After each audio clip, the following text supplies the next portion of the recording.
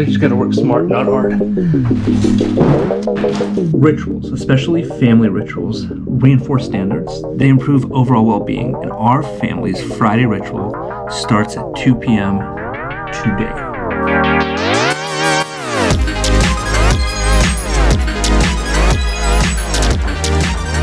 So what is this ritual, right? What do you do every Friday that's so important? We clean. This is not a trivial matter. Close to a third of all couples feel either unsupported in organizational and house duties, or they downright fight about it. A third. That's an incredible number. Plus we have teenage kids, so there's an entire process around success there. I was not a fan of this when it was first proposed to me at all. This is not how I wanted to spend my Fridays. I wanted to get pizza, relax on the couch, and just be like, oh my God, it's Friday.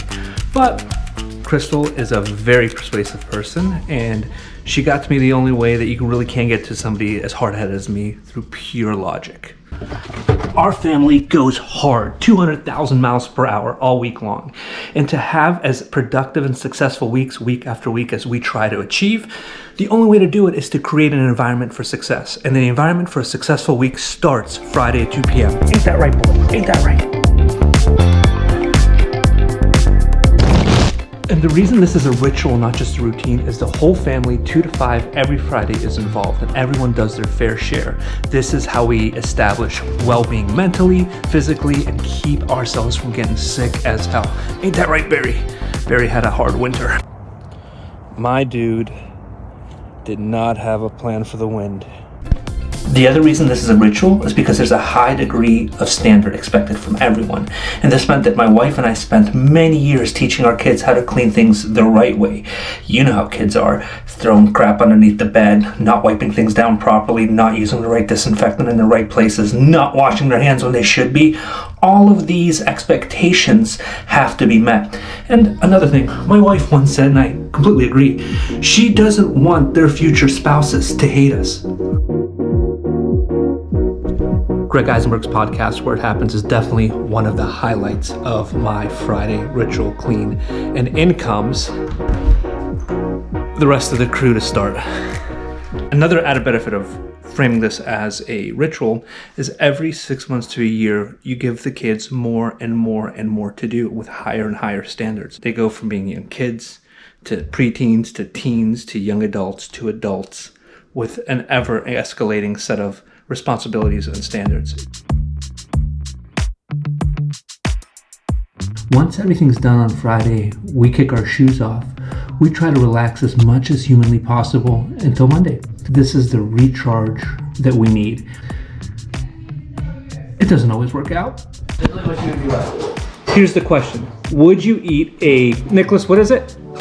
Raw piece of chicken? How big? Maybe like an inch. Like a little piece of chicken. The question is, would you do this for $200 million? Me and Nick, we'd eat a whole live chicken for $200 million. We'd eat a dead chicken in the trash can for $200 million.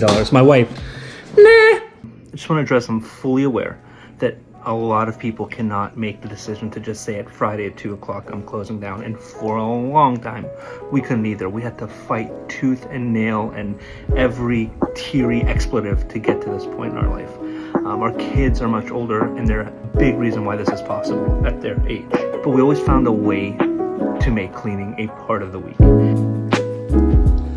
Houses have vibes, right? You can walk into somebody's house and it feels welcoming, feels inviting, or the energy's off. God, I hate that, but you know what I mean. Crystal and I have had parallel careers before we met that put us into thousands of people's homes. I've been into rich and famous people's homes, and I've been to homes that are being evicted, and so has she. And over the years, I pieced together the characteristics of homes that made me feel welcome, made me feel safe against others. You'd be absolutely shocked at how rich neighborhood houses don't often have that welcoming vibe. The way a house turns into a home is by the people inside of it being aligned, rowing in the same direction.